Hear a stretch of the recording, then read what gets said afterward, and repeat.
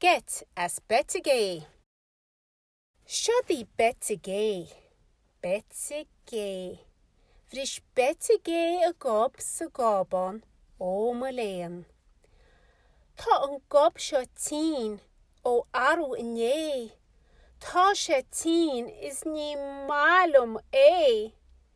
Is a goo atá an locht idir Betty gay.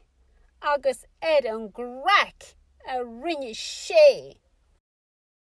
Bhí Betty gay agus Getty gay sa gobon é. Isteach le Ciarán an cúglik óg. Is one get as Betty is a goal. Hit galún cafe a glóc mór is hit bála trom a gob ó hón. Bhris an bála trom a gob ó hón. Bhí Paula na gob agus dimme a glór. Bhí poservette agus gan cafe le nól. Cafe a glóca agus gan tada gan lón.